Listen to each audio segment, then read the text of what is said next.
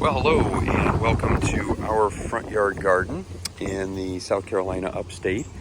This is episode 27 here in 2024. It's August 8th and it's a pretty cloudy day. Interestingly enough, we have Tropical Storm Debbie, which is out on the coast right now.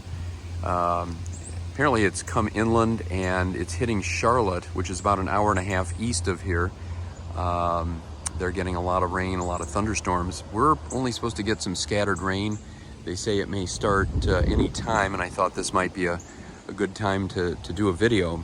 The lighting's actually really good, and the morning glories are out and doing well. It's a Thursday morning. Usually I work on Thursdays. Today I'm off, so thought I'd show these off. They are blooming. I won't say that they're at fully in bloom, but they might be pretty close. There are still a lot of buds out here, so we hopefully will continue to get color for some time, but these are really impressive. I kind of wish that they would bloom more than just in the morning, but then they'd be called all day glories, and that would create all kinds of havoc. So we love the fact that they have taken the place of the clematis, which you see all these brown leaves here. Those are our spring flowers. Last year, strangely enough, they bloomed quite a bit in the latter part of summer, kind of sporadically, but this year does not look like that's going to happen. I think they are absolutely done for the year. But moving on, it is the mailbox bed, I think, has more color than it ever has before. We've got vinca down here. These red ones we put in, I think back in about May. We got these at a box store like Walmart, and they've done very, very well. And then we have ones that are coming back from last year, these pink ones along the edge. And these were huge last year. I think they're still going to get huge. They just need a little more time, but probably by Labor Day they'll be pretty big and full of flowers, and they'll continue to bloom probably up into November, which is fantastic. Got a little morning glory over here. These vines go everywhere. As if you've ever put in morning glories, you see them here going out into the street. They're everywhere. So we should continue to get more of those purple flowers. The big dominant flower though in this bed are the zinnias. The interesting thing that I've noticed here in the last week or so, early on as these things were growing, we had a multitude of colors, and there are still a lot of colors, but the pink ones have really started to dominate, at least in this area. There are other colors like this peach and the yellow, dark yellow and light yellow. And then these red ones and orange ones over in here. This is a particular group that my wife Jenny put in from seed about 3 months ago, and they started out tiny, but boy have they taken off, and they are beautiful. So really this is one of the best years we've ever had for zinnias, and the amount of color we have here is fantastic. And they were relatively minimal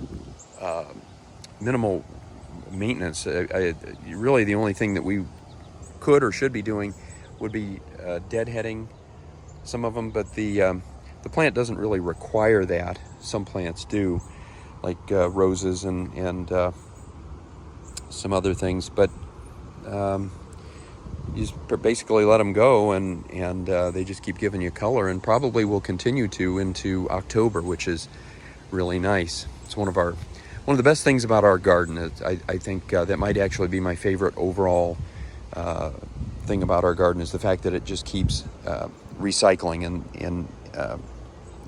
you go from one month to the next and different things will bloom. We had a lot in the springtime, and now that we're in summer, we still have a lot. Our garden in Ohio tended to kind of peter out in the summertime with the heat. There weren't a lot of plants and flowers up there that were particularly resistant to the hot sun. So over here, this bed not a lot going on, but we do have our vinca. These are all from seed. They're starting to flower. We're probably going to see, well, I know we'll see a lot more coming up soon. Over on this edge, we've got a little bit more going on.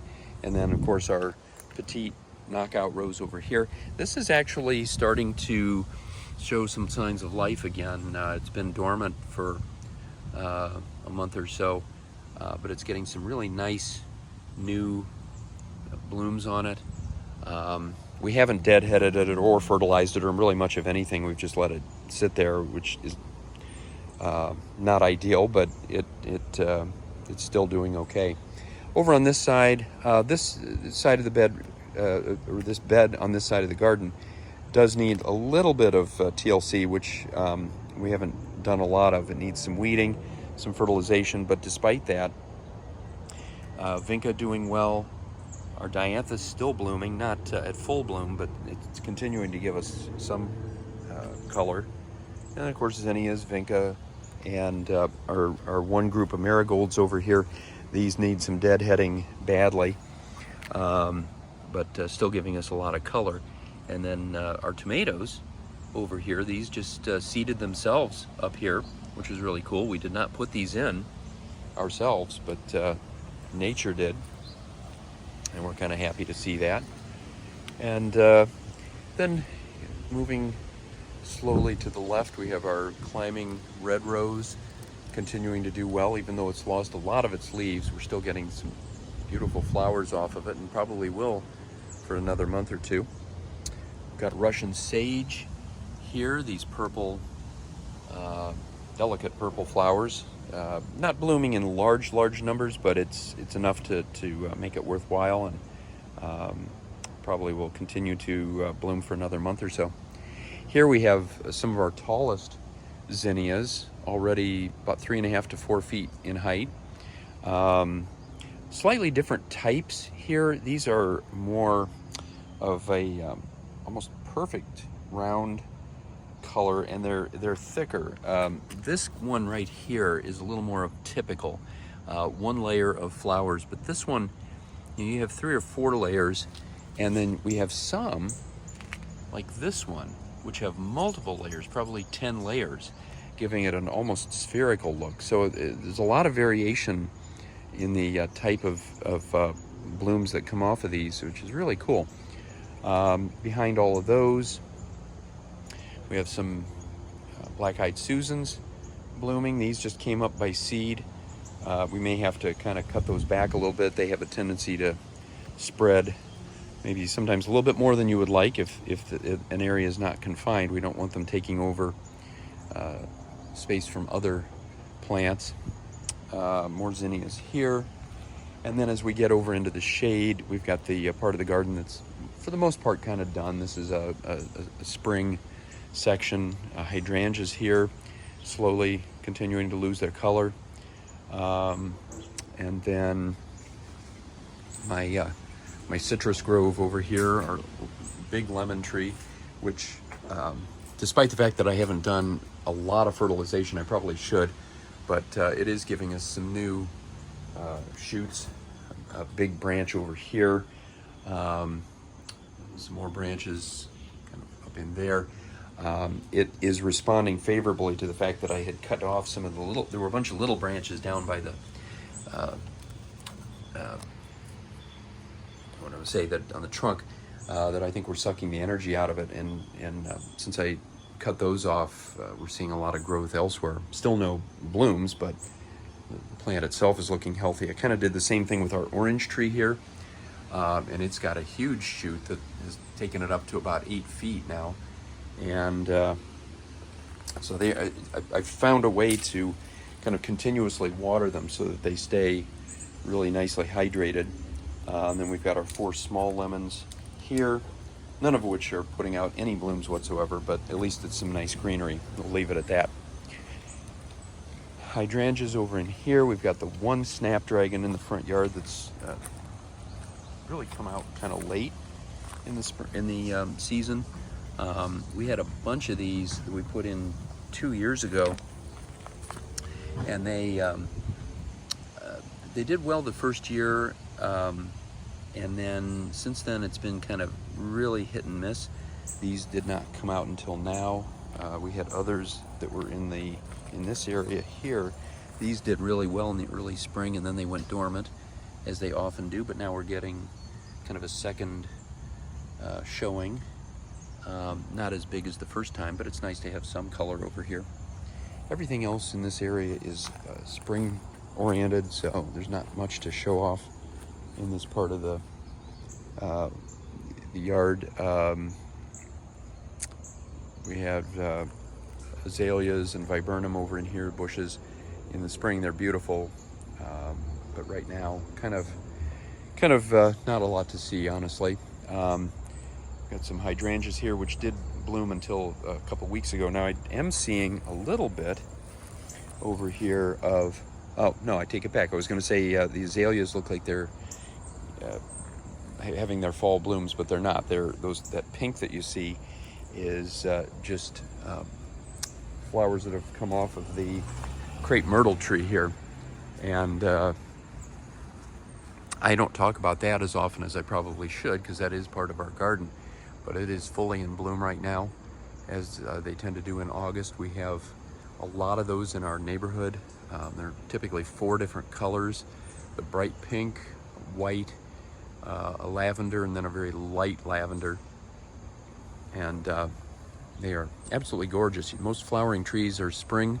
These are midsummer, and doing very well. The only problem is with crepe myrtles, they have a tendency to put shoots up throughout the garden, so you have to constantly cut them back. You can see some of those down in here.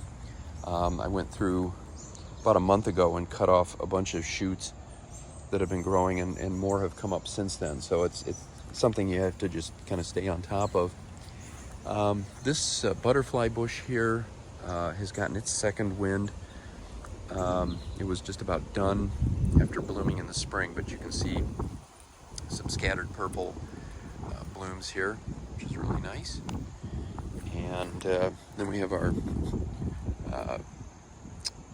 knockout roses here, which appear to be kind of done. Last year they put out flowers later in the year. I didn't do a good job of deadheading this year until maybe a month ago, and I do see one bud right here. That's about the only one I'm seeing, honestly, right now. So I don't think we're going to get much color off of that the rest of the year, unfortunately.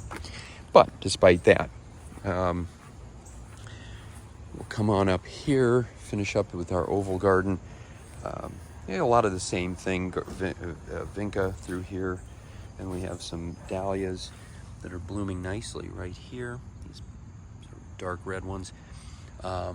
And then we have a purple one over here, and actually we still have a couple of monarda, the red flowers behind that. I thought the monarda were done for the year, but they still have a tiny bit of life left in them, as are these climbing roses here, the pink ones. These come in phases. We'll get a lot of blooms, and then it'll go quiet for about 6 weeks, and then we'll get another group of blooms. And then a lot of other things in this bed, but a lot of them are finished for the year. A lot of Asiatic and Oriental lilies, all finished for the year. And our daylilies are long gone, but the knockout roses over here have come back. The one over on the far side is doing particularly well. These coral colored roses, even though this has lost a lot of its leaves with black spot, the flowers are fantastic. This is blooming beautifully.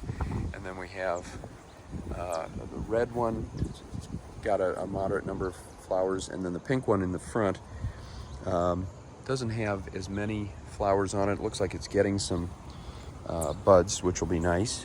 And we have some more zinnias here, a little bit of dianthus down there, and then on the back side, a little bit of phlox. We've scattered areas of phlox. Most of them are kind of hidden by other flowers. And then this, I think this may actually be a weed, but I'm not even sure. It kind of looks like this little blue thing here. It's probably some sort of a wild flower. I don't know what it is, but it's pretty.